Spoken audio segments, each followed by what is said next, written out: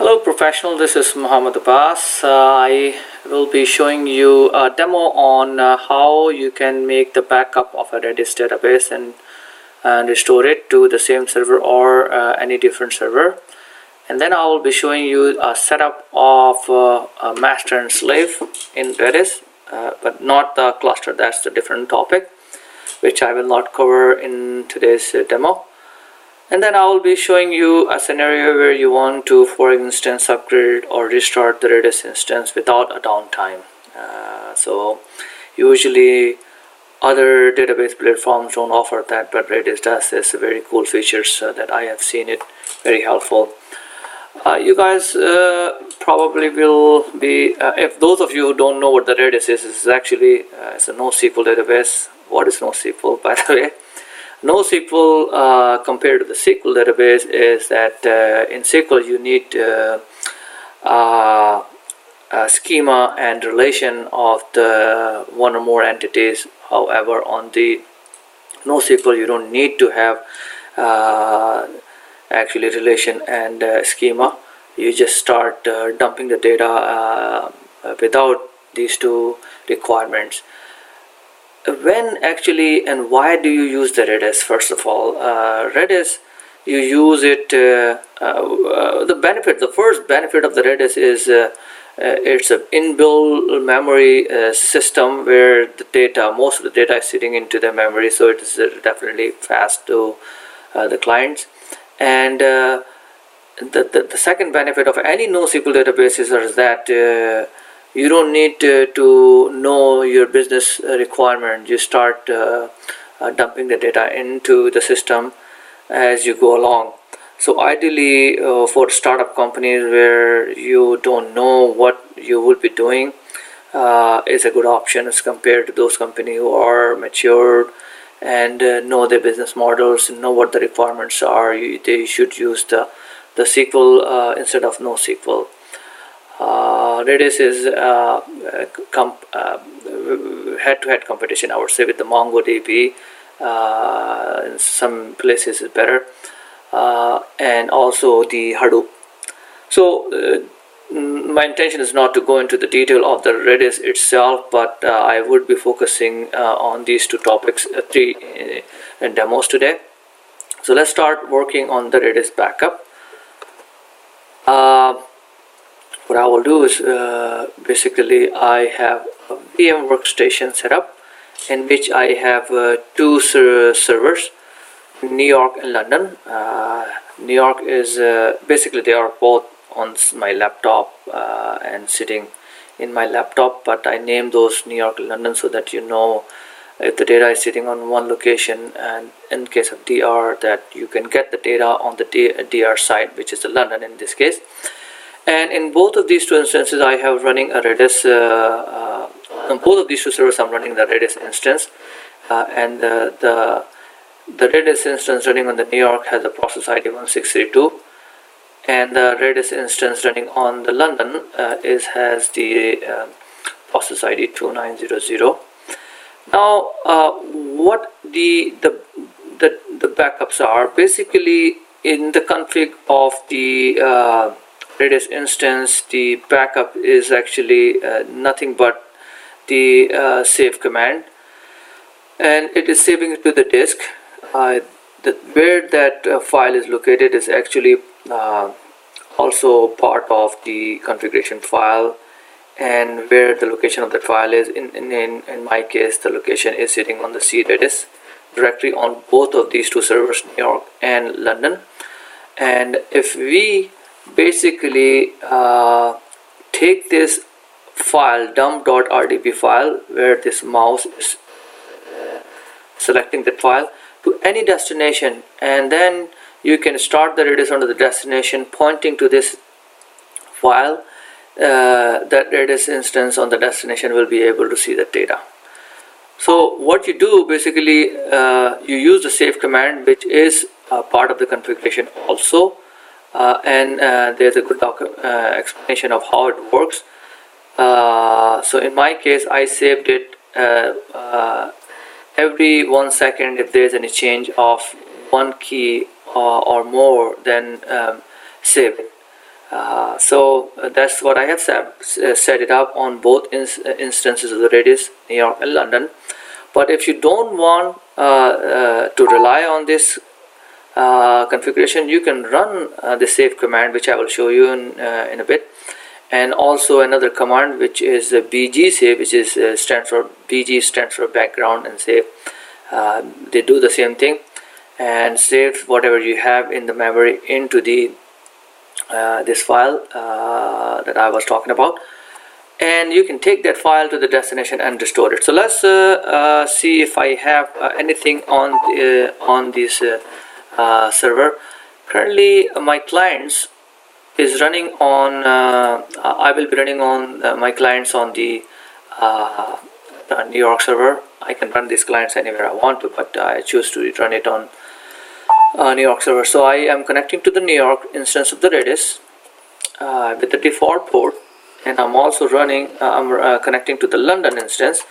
And let's see if this is there any key. I know that this is the data is empty, so let's check the DB size, and I see 0 means there's no key in there. I do the same thing here. I got no record in there.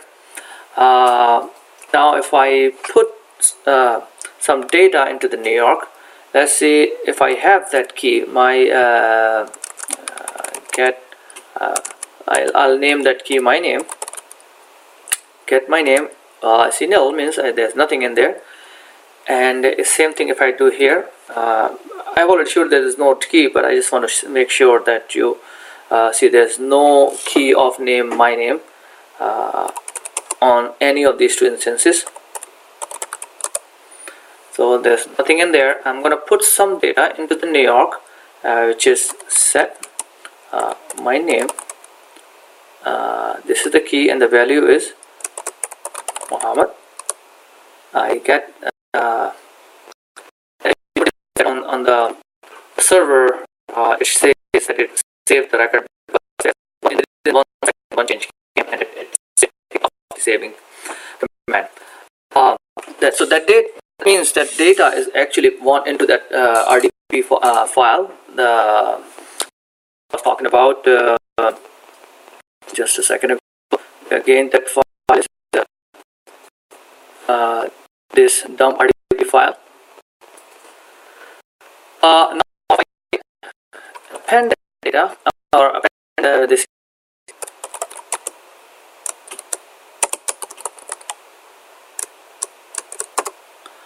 You see that data is appended and is also saved.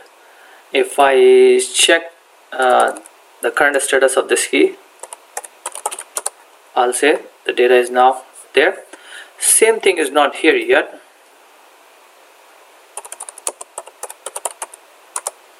Now what I will be doing is I will be taking this file and dumping into the destination server.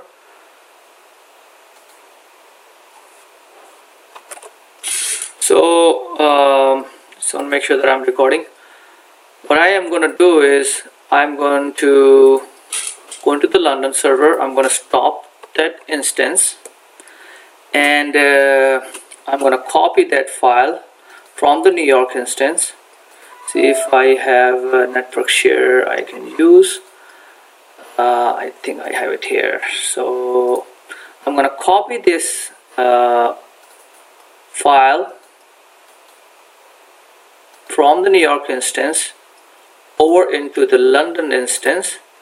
This is my London's Redis directory, and I'm gonna override this file onto London instance. Now if I go back into the London instance, and if I start the Redis server, that's what I did. I now go back. If I go back to the New York instance and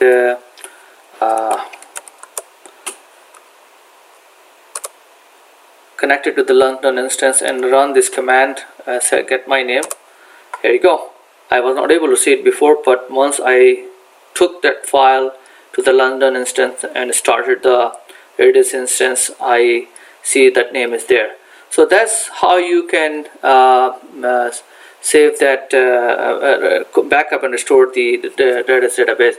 I was showing you if you don't want to rely on a configuration file of the Redis, you can also run the save command on or bg save command. So let's run that command and see what happens. So save command basically will save whatever you have into the memory to the disk, that file.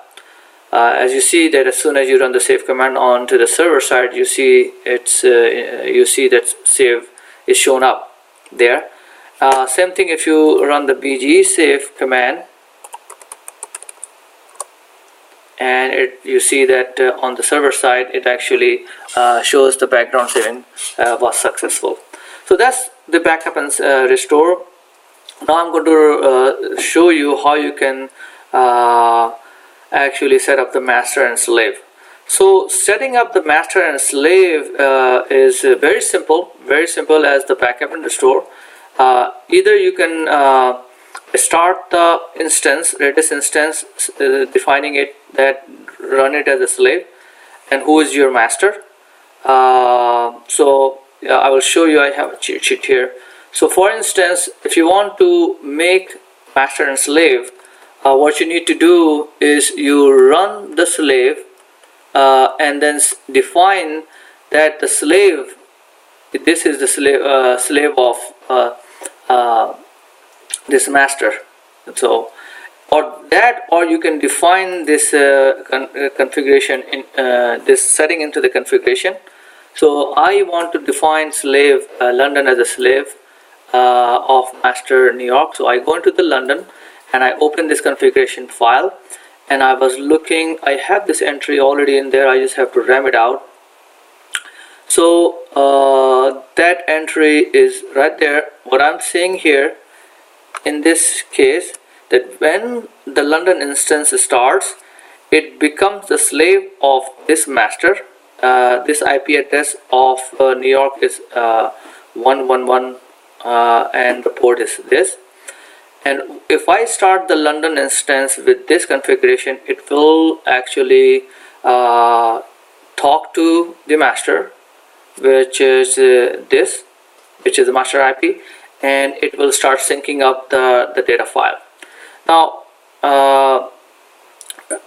let's stop this London instance and then start the London instance. Let's save that configuration file first and start the configuration.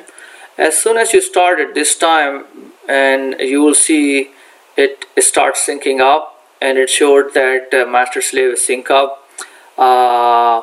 It's flushing the old data, and it is now loading the database in memory from the source. Now we know that these two instances have one key. So if I go back and run that query on both sides, which is get my name on the source, it is still there. And if I do the same thing on the London side, I see the name is there. Now let's put something into the source and see if that gets replicated to the destination. I say set my phone is the key, and I put my phone,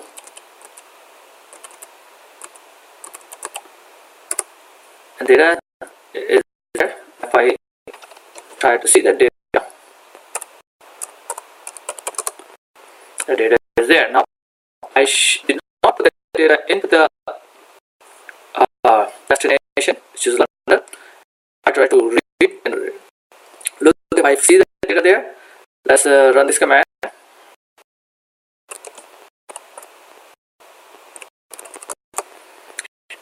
Well, I don't see that. Oh, my phone. Actually, I put my key in wrong. My phone. Sure enough, the data is there. So as you see, setting up the master and slave is very simple. Now so far, let's go back and see what I have covered so far and what is left to be covered. I have so far covered the Redis database backup and restore, and I have set up the Redis master and the slave. And now I'm going to show you upgrading or restarting a Redis instance without a downtime. So this is a very key and cool feature. I have some documentation that I would recommend you to read. Redis IO topics admin, and these are the steps that I'm going to take to do that.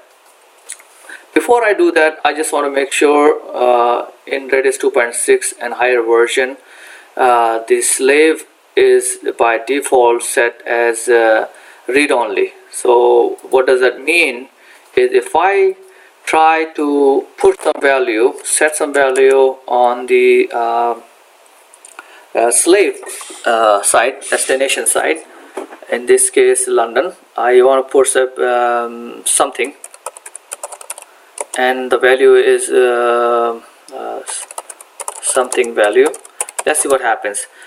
You notice that the error pops up. It says read only. You cannot write against a read only slave. So by default the slave is read only, and this is the change from Redis 1. I guess 1.6 or so. But anyway, that's not the point. The point is that we know that we cannot put it in there any value. Let's go back to this article documentation, go through that, those two steps. So set up your new Redis instance as a slave for your current Redis instance. We have the slave which we just set it up, and those two are on the two different server. Wait for the replication initial synchronization, which is done, and make sure that using info that there are same number of keys in the master and in the slave.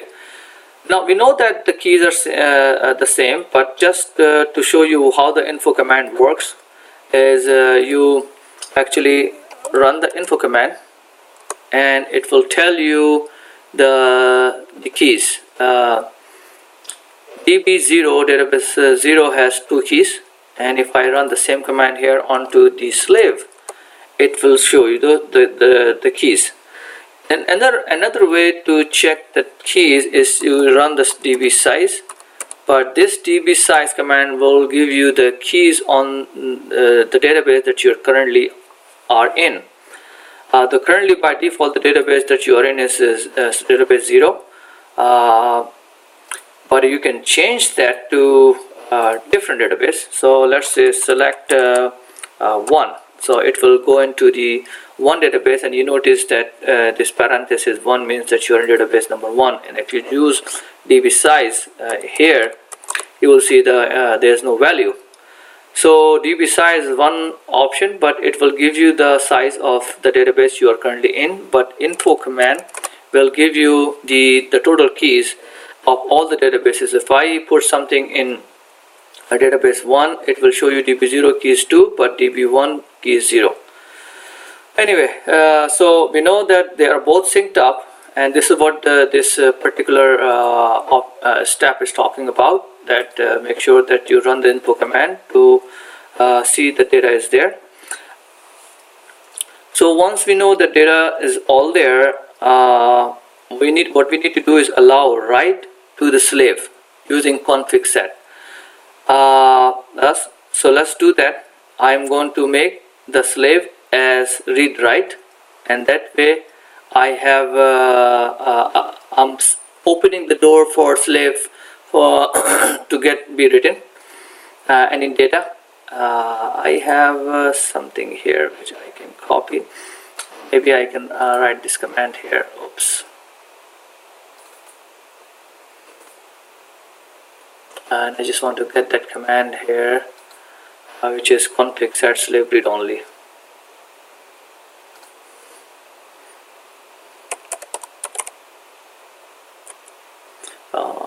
Dropping here.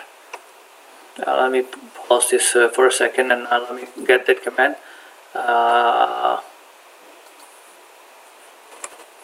So let's run these two commands here that I was talking about. Config set slave read only onto the slave, So my slave is London here, and I'm gonna run that command config set slave read only. No, what this command is telling is that set the configuration and set the slave read only parameter to no. That means that it's not going to be this read only. This is not going to be read only. It's going to be read and write.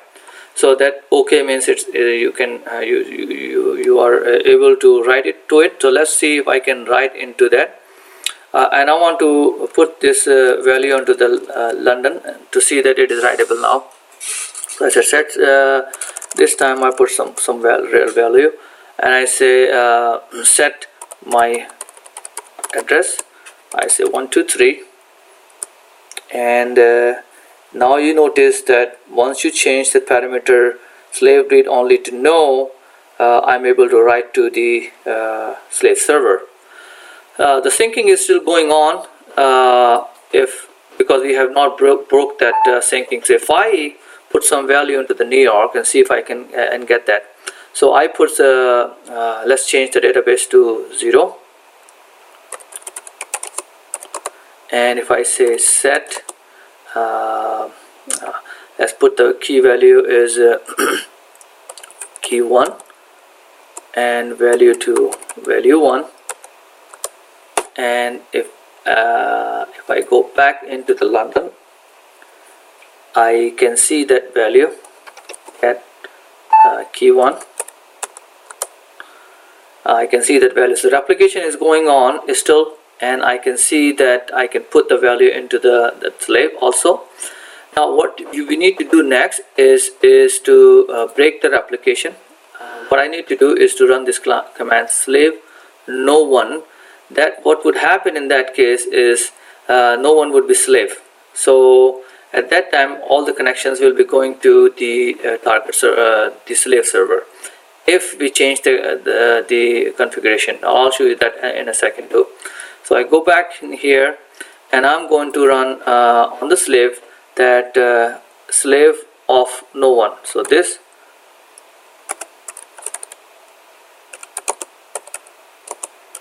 the slave of no one command is actually telling that the changes are not going to sync up. At this time you will change your configuration. You're changing your application to point it to the London server and not the primary server, and you can shut down the New York server right away.